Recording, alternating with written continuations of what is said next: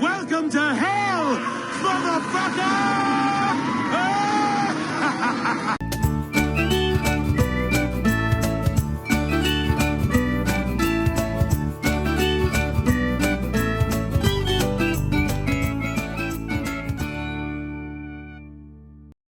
All right.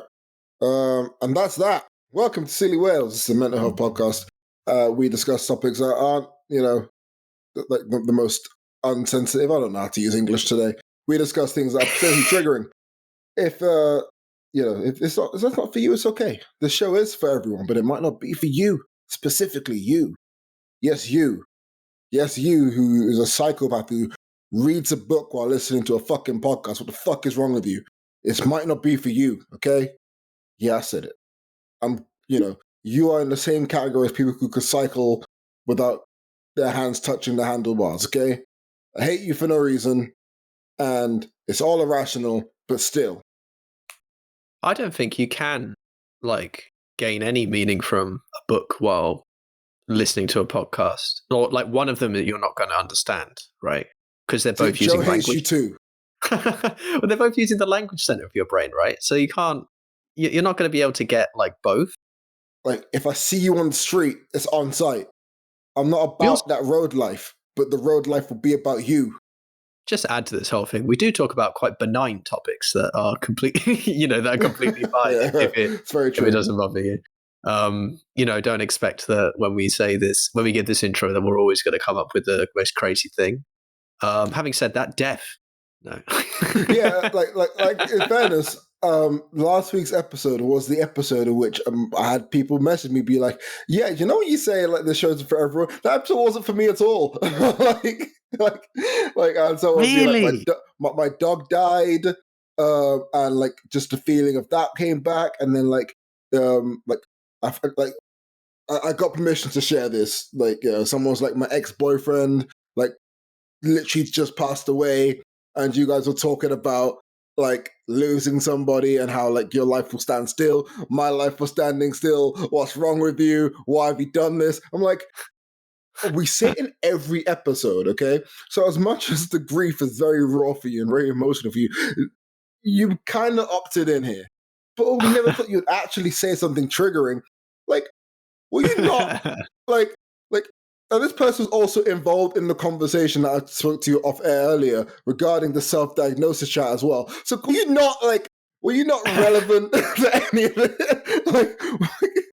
We might be hiding Saddam Hussein's weapons of mass destruction. You don't know this, okay? It's true. It's funny though, because I remember listening back to the episode, and I remember after we had that episode, we were like, oh, that was a good episode. Like, we touched on like some interesting things, and I remember thinking that I was so much more eloquent than I remember myself.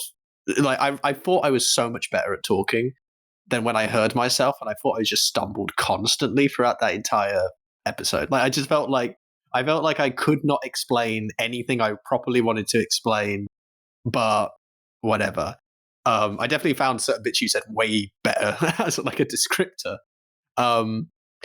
And yeah, I guess I mean, okay.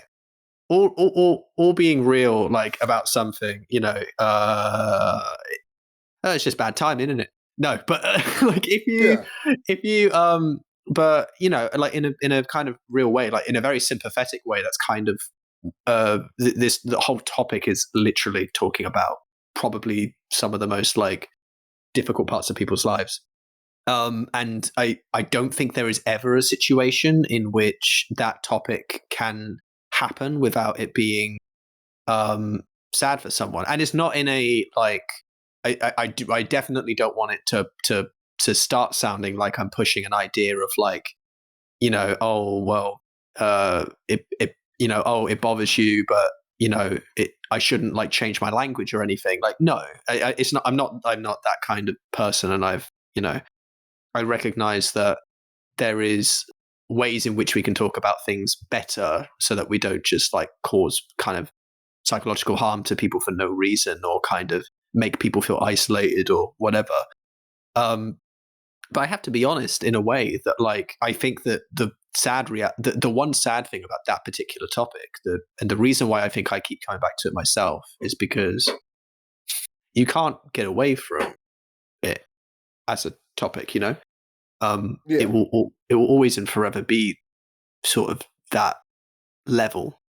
It will always be that kind of. Sorry, I was just hearing a noise. I wasn't sure what it was.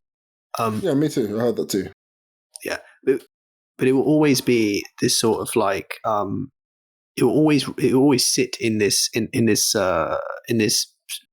the seat of like power over people, I think, because regardless of whether we talk about it or not, because sometimes, especially if you're talking to an audience where we don't even know who we're talking to, people are going through completely different things all the time.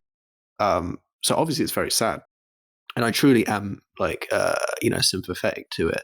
But it's kind of one of the reasons why I find it so important to talk about in general. And also it's one of the reasons why I think it pervades my mind so much, and why I find it interesting to talk to other people about it. Because other people have, perspectives, both emotional and quote unquote not emotional, though I don't believe that it's unemotional. Hold on a sec, just quickly, Alex, sorry. Could edit around this, but just give me a sec. While Joe is, I'll put an edit point just in case what I'm saying isn't even coherent at all. But yeah, we're having fun with Sealy Wales. It's been good.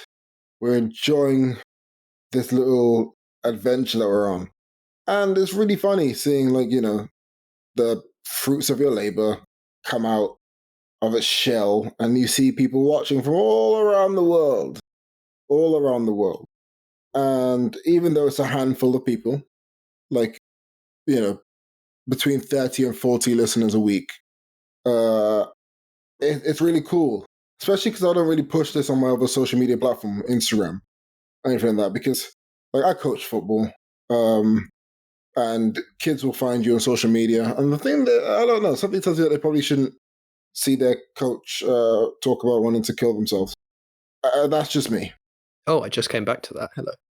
Like, no, that's just me. But I'm probably going to post clips of it to Instagram as well, all that stuff. But hey, it is what it is. Joe's our back. So our little moment, our little intimacy there with me and you, listener, just connecting soul to soul. It was fun while it lasted, but now we have to be realistic. Yeah, I'm sorry. I have animals nearby, and I was just I realized they were just making a shit ton of noise, and that's why it kept sounding like someone was banging on the wall, and I was like, what's going on? No, it's fine. I'm not bothering anyone. It's just literally like this hamster is just causing a fucking mayhem. Are they gonna fucking euthanize the fucking hamster too now? What, before I do? No, like, I mean, no, the thing that okay, so to be clear, the reason I even brought this up is because I did want to chat just a little bit about the funeral for my granddad, the wake, the whatever, the family ritualistic kind of meeting up, which was actually great, and I mean that in the most in the best way possible. I don't mean it in a kind of like oh, it was great that he died or anything. It's just like the experience of like seeing a lot of family that I hadn't seen in a while, a kind of recognition of his life and stuff. Something I feel comfortable saying now, personally. I don't think I've spoken about this. I think I may have mentioned it to you before, Alex. In fact, I'd be surprised if I had. But now I feel more comfortable about it now because it was something my mum actually said in a speech in front of a bunch of people. So I feel like, this is news I can at least say. And it's just one of those things that, like, when you think about someone in your life and who they were and stuff like that and all of that, it does give a lot of perspective to these things. And one of the things about this particular celebration or this particular ceremony was that there was this feeling that there wasn't an attempt to just try and sugarcoat the man and make his life seem or make him seem in his own life like he was, just a brilliant person. He's a very weird man. I tried coming up with a speech myself, and then all I could come up with is he's a strange man, and coming up with what that means, like talking about it. But I just found I waffled too much, so I'm glad I didn't. But there was sort of discussion about the fact that he, I don't believe he was married, but he ended up having a child with a woman prior to the marriage that he was in. And there's an element of like how much it's possible it was him or it was someone else, but it's completely unclear. It's that kind of thing. But the boy, the half brother of my mum and her sister, died when he was 16 in a car accident. And I think that there's something really huge about just that statement. And actually, I think that's probably a much more triggering statement, just that alone, because I think for a lot of reasons, anyone who is having issues, particularly with that, because of personal experience, I do apologize. But I think it was incredibly humbling experience, obviously, for when my mum and their sister found out. It was pretty insane because my granddad never said anything. They found out because someone came to the door of their house and said, "Hey, are you blah blah?" And when he went yes, he went, "Your son has died," and that's when they found out, which is an incredibly harrowing experience, I imagine, for him as well, right? I not just I imagine, I presume beyond a shadow of a doubt that it was quite harrowing for him, that it was something that was a shadow over him, but and recognizing that among his faults as a human being in certain ways, but also just as a man who is making his way in the world and not necessarily understanding how best to conduct himself or around people or with people or whatever, which definitely has if we're talking about things like neurodivergence, it's definitely a difficulty everyone has to face. I'm not saying he was neurodivergent, but I recognize that that's a common problem that people have to face, or a common idea. That in his scenario, in his situation, that this was something that was a part of how he lived his life. There's a story that it's funny when you know someone who's old, and their mind isn't necessarily slipping, but they tend to forget things a little bit. They tend to forget what they've told you. You know what I mean? Like if they tell you stories or conversations they have, where they'll just repeatedly have the same one. And I remember that there were a few different things he would talk to me and my brother about, and there are a few things that he would omit. For example, the son thing was never a thing he talked about, right? But he was totally willing to talk about the time that he went during World War II, before, well, not before he went anywhere, but sorry, I always get that story mixed up. When they were bombed in Coventry, and he got outside the house, and the on the opposite side of the street was a shelter where every single person was dead inside because the bomb dropped just not far from the door. The door was cracked open a slight bit, and everyone inside died because it killed everyone inside, because the pressure and the heat and everything just destroyed everyone's lungs and things like that, and he just killed. And what a thing for someone who was 10 or 12 or 14 to describe, to experience, and then describe to someone like me 70 years later, right? Yeah. And Yeah. and think about the world he grew up in. And I think about how there must have been portions of his life where he imagined opening a door and seeing that same visage. And what kind of person it takes to be a person who comes away with that and doesn't talk about it. Now, something that is, I think, interesting about this, because obviously that's a horrible story, but it's one that I think obviously connects me heavily to kind of the man, I guess, that he became and once was, and everything like that. I think it's incredible that that's a thing he's experienced and has, dealt with, but something that he never spoke to me about. And this one, I think, is quite difficult. And I think it says a lot that there is examples of death around his life that feel very sudden and tragic. Was that what? This was when he was working in London, and I don't think he's ever told me or my brother or anything like that. I think this has only been something that my mum has known. I don't even know if my auntie was specifically told about it. And I think it's because it actually haunts him a lot more. He was working in London. It was late at night, and he was heading home or heading to work. Like, I can't tell exactly what was going on in the story, but he was walking along, and then he hears like a crash, and he doesn't know where it's come from. And I think it's behind him. A man falls to his death, like right behind him. The fuck up? What? Not far from him. And it's unclear what the reason was. I think, the crash, for example, is a thing that could be something that actually did exist. It could be something that he heard a sound and then associated it with the incident. But like, he could have been in a situation, as kind of I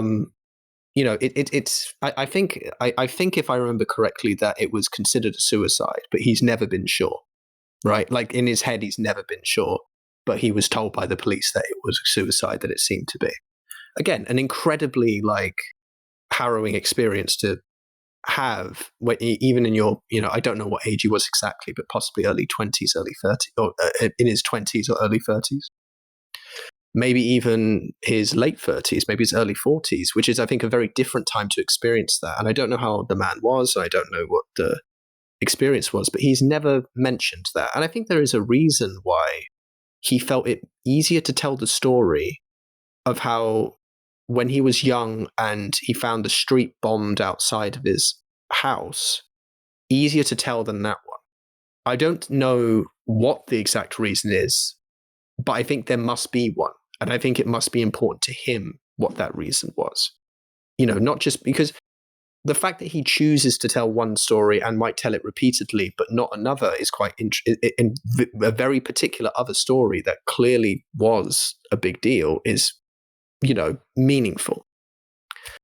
And he also had like dark humor and things like that. Like, we could actually, joke. He could joke about his own death coming, even though this was like over 10 years ago. So he was as shocked as we were that he was still alive. And I mean that in a purely joking way. He was genuinely was surprised he reached 80. And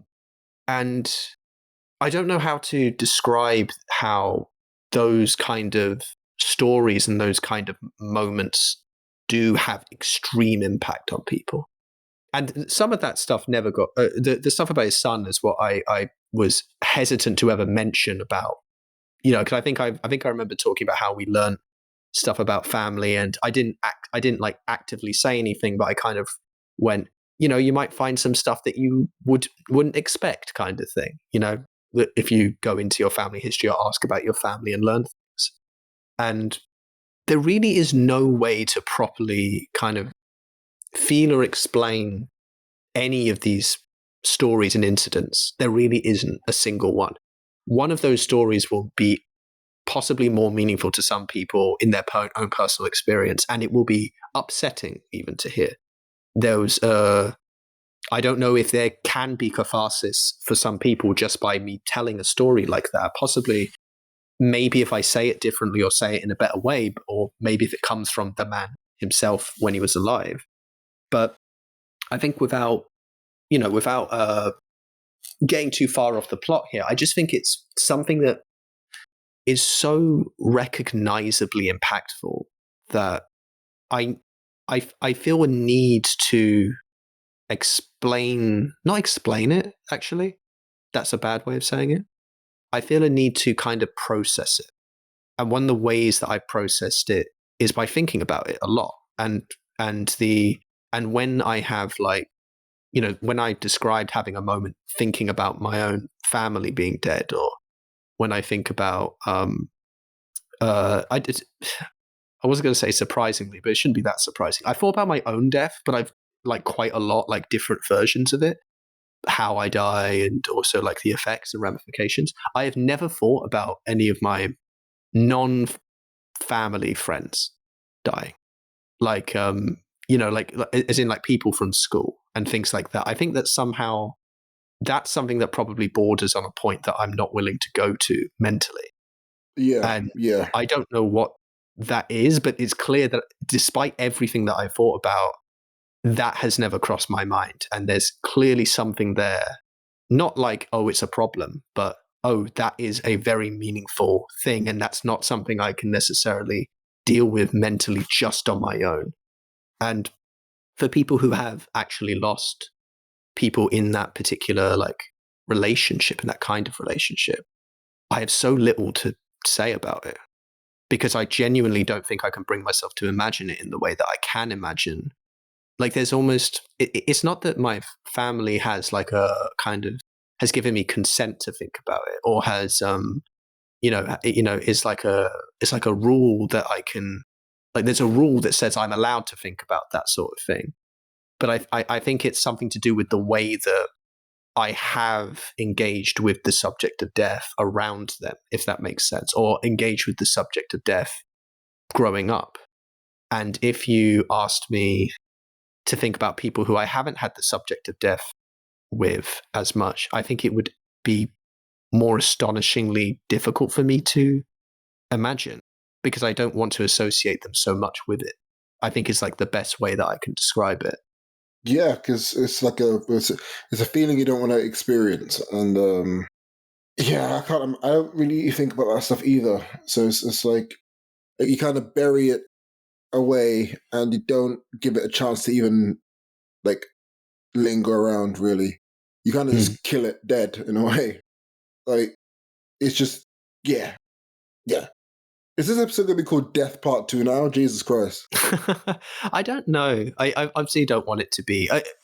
Let me bring it back to the funeral just because it's not all, I gave that because I think I really wanted to sort of set up why this was a, this was a moment that I think was quite significant to me and more significant than I thought it would be. We're just looking at it from a perspective of mental health. We're not even necessarily talking about death anymore, but just the significance of the events unfolding. The fact that, now my granddad who died recently was the last of that generation across the board, across everyone who was there. All of their parents no longer are with us, as I understand it, or at least of the people who are like in direct family and are like friends of family, right? And my mum did a lovely speech. I did the PowerPoint slide. I know I'm trying to make it sound cheerful, as if like, oh, I'm trying to like like change the tone. But like genuinely, I enjoyed doing the PowerPoint slide. I enjoyed my brother, my mum were going through the slides the night before and looking over them and doing a little bit of change. Helping mum with like, oh no, don't have a white background, have a black background, so the photograph sits in like a full black screen, so it looks like, it looks a bit better than having a white box and then and then the photograph. And things like that, like, things that are like, well, if you're going to make a presentation, you want to make it look good, and deciding like, oh, how do we want, like, what's the speed at which I should go through the PowerPoints? And my mum like put numbers on the script. I had a script in front of me, it was like I was in a play, and like I was doing all of this stuff while she was doing a speech, which was really good of her. She was very nervous about it, but she did it very well. I was really trying to keep her spirits up about it, like reaching, getting there, getting to the moment. And she's good at doing speeches. She's done it before. But and I was really proud of mum for that. And I was proud of what she had, really kind of constructed. My brother did the playlist for the for the music, like in general, like when the speech wasn't being played and when we were just generally like talking to each other and things like that, which I mean, this is kind of crazy to say. It's not crazy to say, but it's always been one of those like contradictory things in my head, given the way my granddad was, is that he loved jazz, bossa nova, and he was a huge fan of like Brazilian music and things like that. And I think there's a point in his life where I think he was genuinely considering going to live in Brazil, which is, I think when you if you knew certain aspects about my granddad of being this sort of, very like paranoid, often being problematic in terms of race, let's just say, and other sorts of things, the way in which a lot of these people are very antiquated and so on. But obviously lots of them aren't, which is kind of a big point that we should recognize. But that, for all of these issues, for some, he truly was someone who was like, he was always like, oh yes, like, jazz, black people did good with jazz, like that kind of like sentiment, you know what I mean? Like he has that like, that kind of weirdness, but these beautiful music that you wouldn't necessarily expect some guy who grew up in Coventry, who was born in 1929, to fall in love with. And every single time we went to his house, he would play, a similar album. There was a moment where I was gonna say what the Spotify playlist was called, but I realized I don't want to tie the playlist to any like one I know or anything like that. So I'm not going to actually reference the playlist. I'm not going to like say, oh, here's the playlist and go find it on Spotify. Like, no, but I mean, maybe I'll find an album or something that kind of is like the album for him. But this has always been like an aspect of him. And so, it was all set up. It was lovely. There was food. I spent so much time talking with my cousin, especially my two cousins, actually, and my brother, and people that I'm sort of more naturally close to because I've just known them for much more of my life. But also talking to sort of family members that I hadn't. When I was a kid and around them, I didn't really talk to very much because I just didn't have a relationship with them. And it's interesting talking to them, some of them like, talking about some stories relating to granddad, some of them none, some of them quite benign and genuinely quite, or even talking about politics of one of them, and generally agreeing that Trump is a problem. Which I guess shouldn't be that surprising. But it's I think it's reached, the reason it felt so significant was I think it really did feel like, and why I think the ceremony is quite an important feature to all cultures in this regard. I don't think there is a culture which doesn't have very sort of strong notions about how bereavement should be in terms of like a ceremony that should be performed or whatever. But even though we did it our own way, ours isn't particularly traditional. He was cremated, and then about over a month later we had a wake or something like that to remember him. And I think we will take his and my grandma's ashes to a place that they loved in Eastbourne to scatter them. And at some point, I haven't done it yet. And it was, for me, very cathartic, I think it really did allow me to sit it behind me. And like, this will probably be the last time I properly think about it, or properly that it will stick in my head in the way it's sticking right now. I think this moment that I'm having with you and anyone who's listening is my expression of, what a man who I kind of at one point just thought he's not going to die until he completes his speaker that he's been building for the past 6 years or something like that. Like, it's just, he was so fundamentally like motivated that he cannot die until that's done, as long as he's he if he stops being motivated by it anymore, then that's when he'll die, or he'll complete it and then he'll be like, satisfied, there is nothing left to be in, and he'll just go. Sort of like some weird form of fantasy sort of archetype.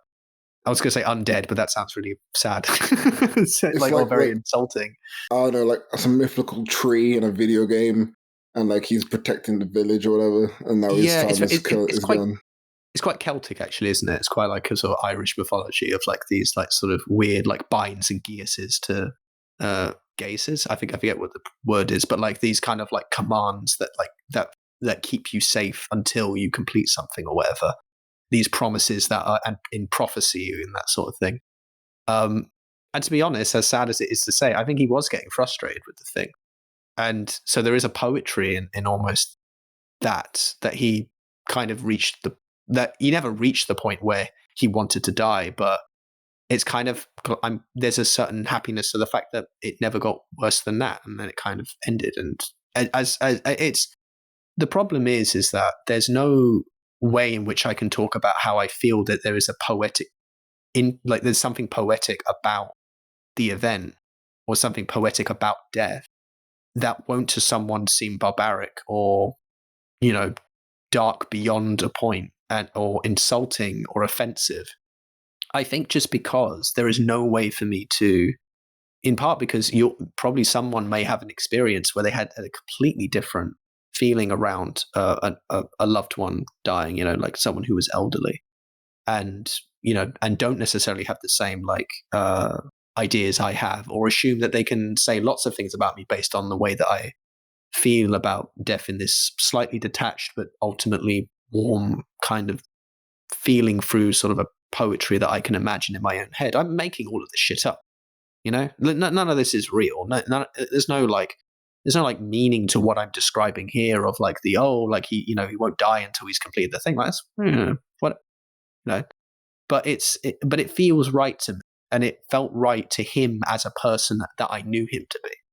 And so yeah, it just, this is my moment, I guess, to say it. And I don't think it'll ever I think after this point I will be satisfied with that, and I think that only could happen because we had a sort of ceremonial sort of ritual to sort of say, yep, and we can move on, like all of the sad things that, all of the problems we may have had, but all of the good times, they're all kind of formed into into snow melting on an ocean that falls away into the great beyond that is, the kind of everyone who has lived of human experience. And that's kind of beautiful in the best way that I can imagine beauty in that way. Like, I don't know. I've been thinking about like the processes recently as well. Mm-hmm. And are we good to move away from funeral? Of course we are. Like, and how things start and how things end. And man, I love a good natural conclusion. Mm-hmm. And I absolutely hate overstaying your welcome. So I feel like at my job at the moment, I'm overstaying my welcome. There was a natural conclusion that should have taken place. I do know of this, yes.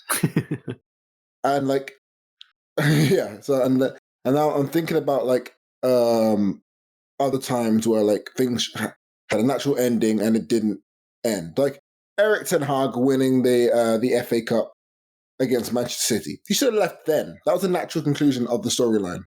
But he stayed, then he got sacked like 2 weeks ago, and here we are. Relationships that like overstayed the welcome. Like, cool, we burnt out. It's fine. Someone needs to shoot in the back of the head now. And we don't, and 2 years later, we're still there. Like, and like death is one of those forms of a natural conclusion that in some regards never feels natural, and in other regards just feels perfect. Like, you hear the story of like, oh, when granddad died, grandma followed like 2 weeks later from a broken heart. Like, that's a nice little conclusion, But then there's some like which are just like tragic, of course, like young kids dying and things some are like that. incredibly unsatisfying. Some don't feel like they should have concluded when they did at all, and it's like a broken process, effectively. Yeah, the thing I like about what you say is that I think it kind of reveals some of the problems or the limitations with the way we tend to think about these things, because we tend to think, I think, of people and of these sort of, and the story of a person's life and anything as a story, as a narrative, as a thing that has like a beginning, middle, and end. And again, I don't disavow that at all. I don't think that makes no sense. I'm literally describing like notions of that myself when I describe him. But the truth is that never was the case. What you are is actually, I don't even know. I think that this is okay to say, but I think that I think people's lives are actually more powerful and interesting and beautiful and precious than stories are.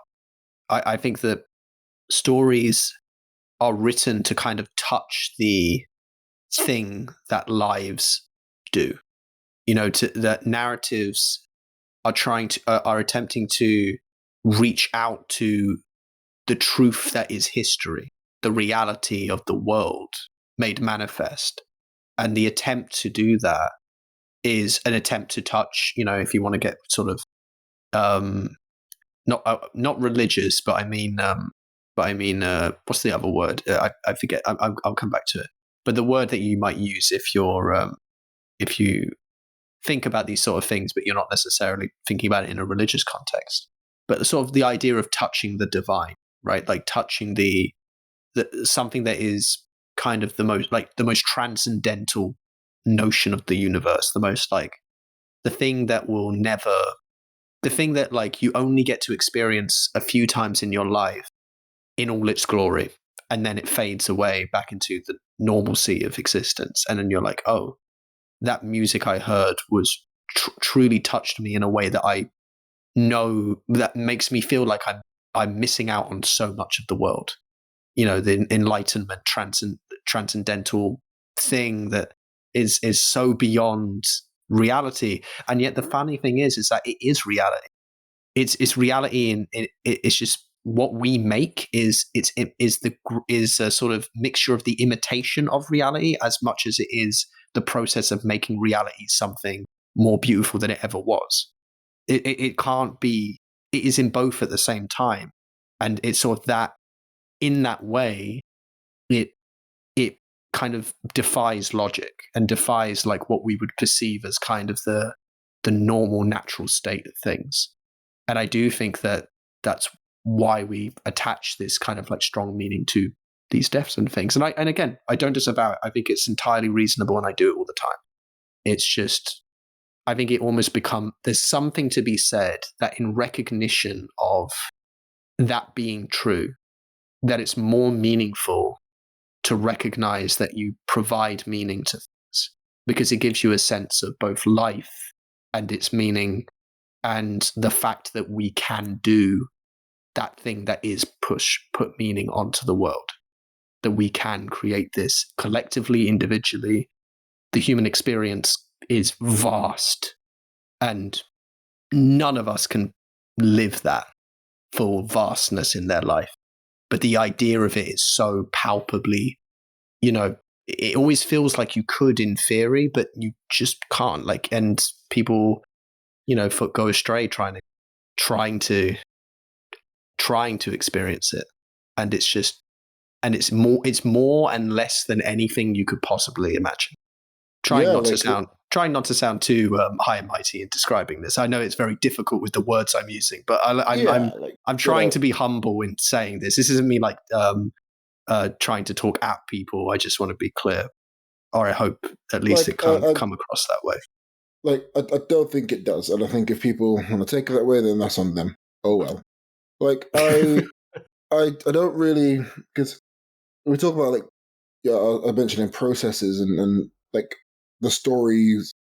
What you said about stories in relation to lives, that lives are more important than the stories. Well, like the lives is a story, and the impact of the different people, and also like just how insignificantly we view lives that we don't connect to. So we have the elections in America at the moment, of course, and if you want to see a disconnect from reality, you look at, oh, Alex, you need to make the show more moderate. Fuck you. You look what happens to like conservative brain rot, and how scared they are of a perceived change that could come about. So, we can't allow like abortion, for example. We can't allow this. It's the worst thing ever. Says 52-year-old Derek from Arkansas. There's zero connection to it for him, but he's willing to clearly impact someone else's life because he thinks a certain way. And there's no empathy, there's no understanding of a situation, there's no story that is written effectively because he doesn't believe that life is as valuable as his own. Like in reality, does Derek from Arkansas care about a baby? No, he doesn't. He doesn't. Like, that's the thing with a lot of these guys who claim to care about abortion so much. Like, the reality is that they don't care about abortion. They care about power and control of the people who they view as being underneath them. So, you know, and I look at the famous people who have like endorsed Trump, and I wrote a few lines of a poem earlier today about Rogan. Not only about Rogan, just about the idea of Rogan endorsing Trump today. And it's one of those things where I'm just like, well, yeah. Like he's doesn't have the empathy to connect to the lives that he is affecting in a negative way. So whenever I see especially whenever I see a white woman shipping for Donald Trump, I'm always thinking, well, this is a guy who has been like legally held responsible for sexual assault and like a hands down case too. Mm-hmm. This is a guy who's wants to straight up ban your reproductive rights and limit them. And you look at this and go, yeah, that's fine. And it's like, well, because in your head, your life hasn't been affected yet. And the lives that you're voting to affect, they're not going to really, you don't see the consequence of it all. And it's why, like, to go even darker, whenever I see these military guys on these podcasts and they sat down in like a leather chair with the camera close to their faces and they're talking about like these operations that they did in Iraq and Afghanistan, and they always do it like this. And then we entered the room and like we were like, we didn't communicate at all. We just used our eyes and we used our hands and we entered every single room with precision like no other. Our training is perfect, and you know, we see the enemy, we take the enemy down, we move to the next room. It was just like that. It was you know, it was like out of a movie. And the way they describe it in a way like detaches themselves from the actual story, and they make it feel like this is like an action thing, and they're very proud of what they did. And like, what makes me go, "Are you chatting shit?" Isn't the story. It's how they talk about it in such a detached way, because you talk about breaching a room and killing people. And am I supposed to believe that, like, you did that and you're a cold-blooded killer? Because you're not. No one really is. Like, you know, even the guys who are the craziest and kill those people, they're not really, you know, he's killed without remorse. No, there's an effect of it all. Like, they're fucking crazy. Like, they're crazy for a fucking reason. Like, you know, but are you gonna sit here and tell me that the lives that you've affected when you pull that trigger are like inconsequential to you? Because that's what it sounds like. But I know you want to sound like you're like leader of the pack, whatever. But like you're only a leader of a squad of people. Like you're pulling the trigger at the behest of somebody else. So you know it's crazy to me, all of that stuff. Have you heard of the word sonder before? I have. And you know what it refers to?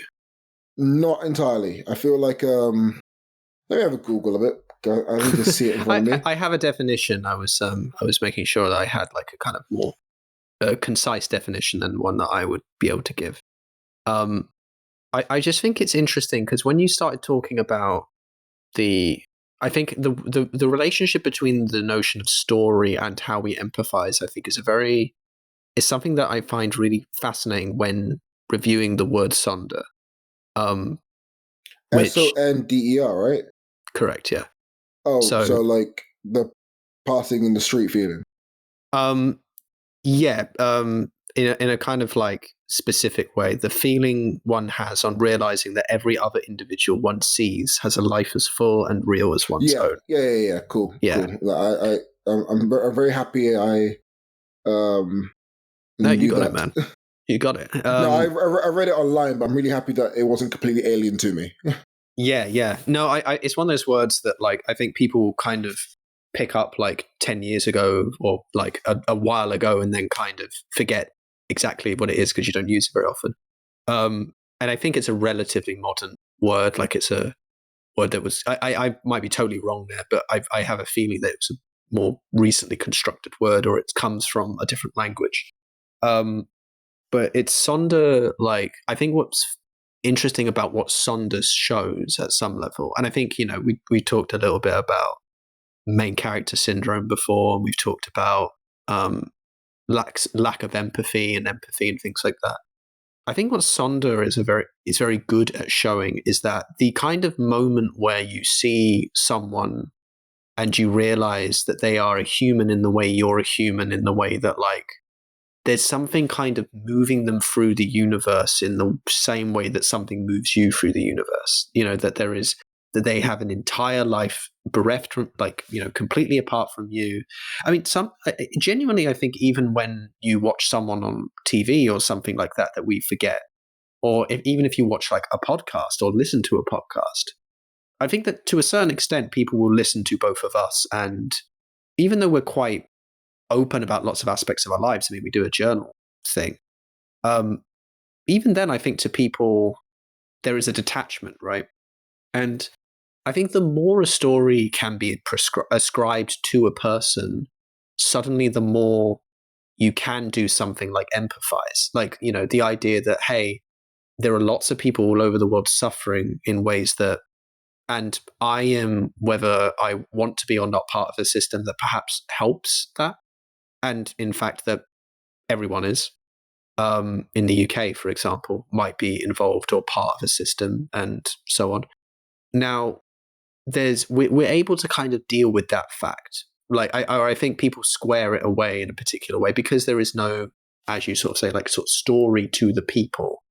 There isn't enough of like, I can sort of say like, 100,000 people, blah, blah, blah. But that's it's still quite distant. But if I describe like a singular person with a singular personal relationship, this is why lots of charity things that you'll see are very particular about not giving you huge amounts of statistics up front. They're more likely to give you the story of a girl who has to go, 6 miles every morning to get water in Ethiopia or something like that, or whatever it might be, right? And but the truth is that Sonder, I think, actually touches on that line I was talking about with the difference between someone's life and someone's story, and why I think that a life is so much more precious, and why I think there's almost a further level of empathy that you can reach through kind of organizing Sonder more often, like engaging with the idea of Sonder more regularly than just trying to find like good reasons to like someone, essentially, like, or to find like suffering as purely the only reason to feel pity of someone or to sympathize for them or to feel, that that Sonder has this process that, or what Sonder's finding is that little crystal idea of life, and that idea of a person who is existing and living through things, and that they are doing this in exactly the same way you are. And the difference between you and them is so outside of both of your control, and yet both of you feel as in control of yourselves as you do. And there's something that touches on, I think, more so, which is not about finding a story for that character, and you could call them a character when you talk about them as a story, right? You're making a character of someone when you produce a story around them. And again, we do it all the time. It's how we create meaning. But there's something kind of further beyond. And when I say further beyond, as in I just mean it goes outside of sort of those forms of thought that I struggle daily at my work to employ. Like I do see lots of people that at my work as customers or clients, or that kind of relationship I view as sort of experience of that differently. People who are problematic, for example, I sometimes lack the ability to recognize, the narrative. It's easy for me to kind of go, well, they're problematic. The narrative says, hey, I don't need to empathize with you. I can empathize almost with other people as a result of not empathizing with you. This is almost a form of othering, as you can imagine, right? It's easy to fall into these modes where you truly stop realizing that this person, for all of the flaws that might exist, feels like they're in the space they're in the same way that you feel like you're in the space you're in, like just experientially. Like, even though there might be such different experiences of how you experience reality, that you're both trapped in a body that's experiencing the world and going through years and years and years of life. I mean, I don't know what the statistics are on how many people, like the approximation of how many people have been born. How many human beings, when you classify human beings at a certain point, have existed. But try to imagine how many years of human life have been lived. Right? Like, and you're multiplying that by a factor of probably an average of like maybe 40 or something like that. There's a lot. Obviously, there's been lots of death at much earlier ages in the past. But, to think that, like, oh, it's like whatever whatever that number is, there's been so many more years of actual human experience that has been in the world and has made marks on the world, whether in the smallest or the biggest of ways. And I don't think there's anything that, and I think that, that now, as I say it, becomes narrative, or it becomes a sort of idea that follows, like, oh, think about this sort of, this abstract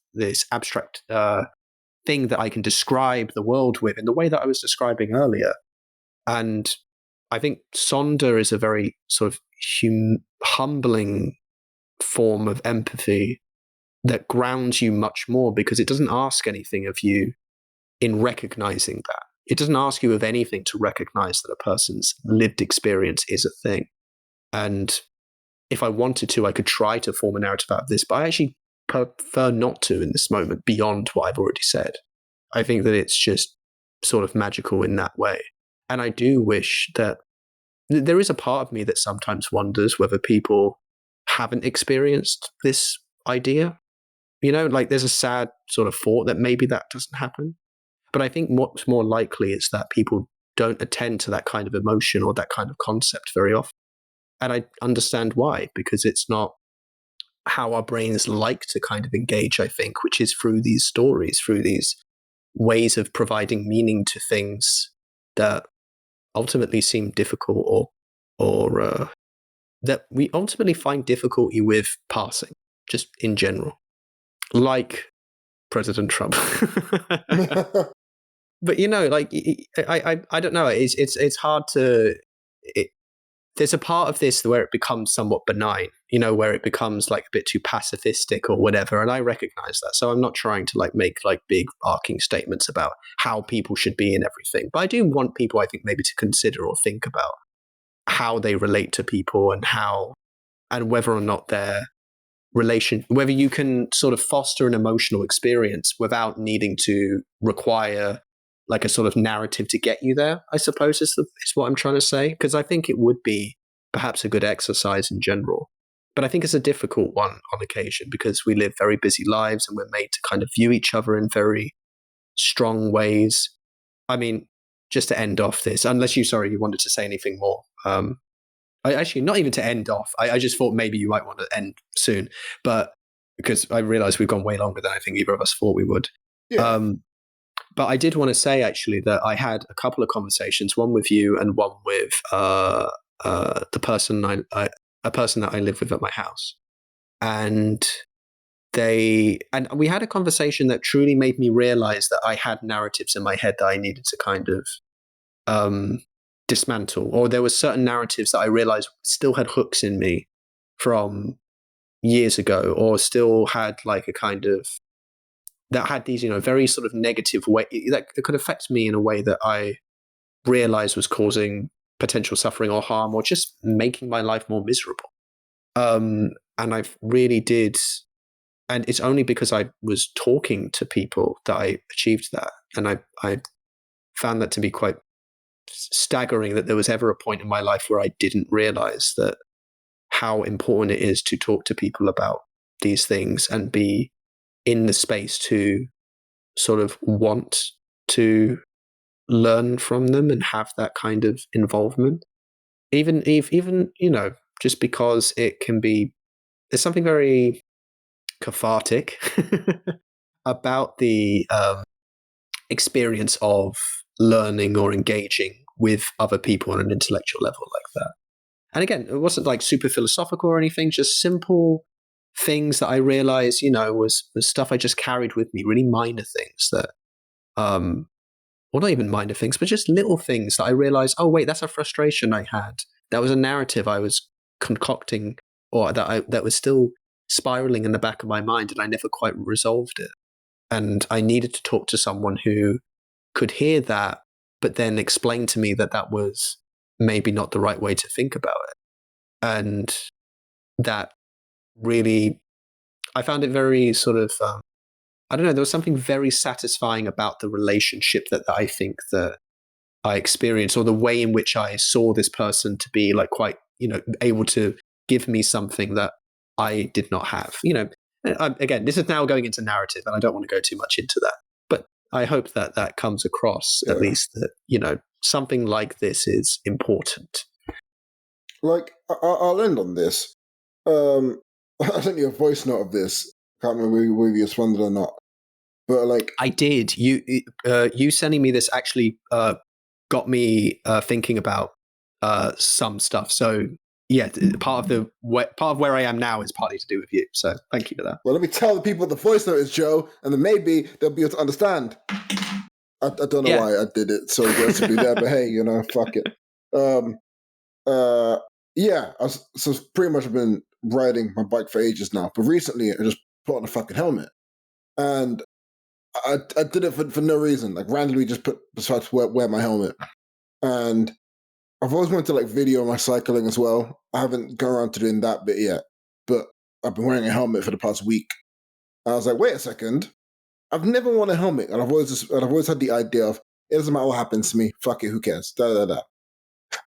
So technically, this is like the most inadvertent way of me saying I don't want to die in the most like chaotic good way possible. Like self-preservation is like a thing I didn't really anticipate happening in 2024. Where I'm like, hey, wear a helmet. And like, I walked back into my house, picked up my helmet, put it on my head, and I was like, I look like fucking Tony Hawk's like black adopted nephew because like the weird helmet shape of it all, and I look like I should just But anyway, that's that really. There's nothing crazy. There's nothing like if I were to sit here and be all philosophical and be what's the meaning of the definition, I'd be lying to you completely because it's just there's nothing to it. There's nothing crazy about it. It's just that little thing. The crazy bit is the self-preservation thing and how that links into not you don't want to die. Or here's something that will prevent you from dying possibly.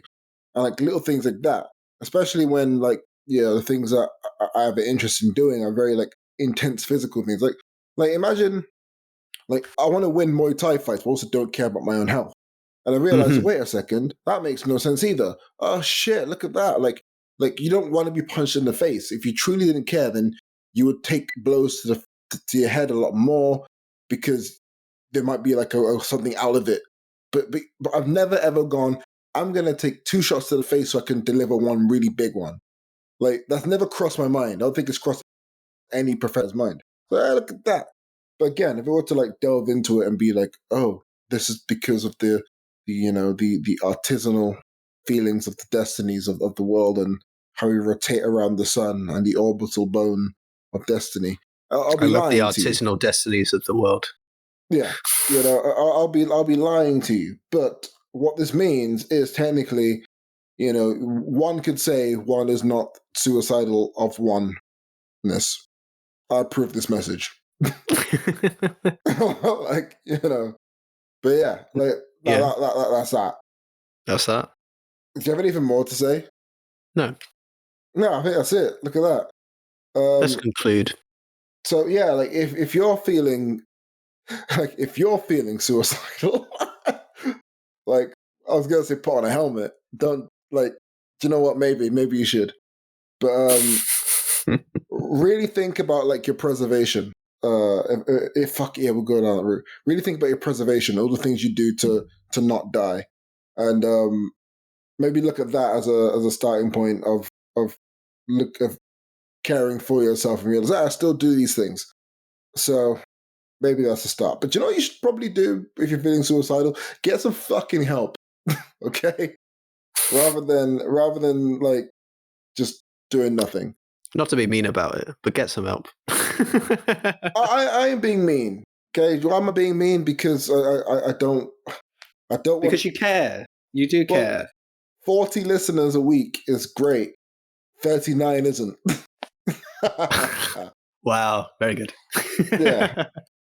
No, but on a serious note, get some fucking help. The links are in various descriptions. We get no money, and we'll never accept money. So BetterHelp, if you're looking at us, ready to offer us a sponsorship package, you can go fuck yourself, you dumb, dirty cunts. And we're gonna take 2 steps to the rear and get out of here. We're in the wind. Yeah, better See help. ya. See ya. Fucking dumb, dirty, genocidal cunts.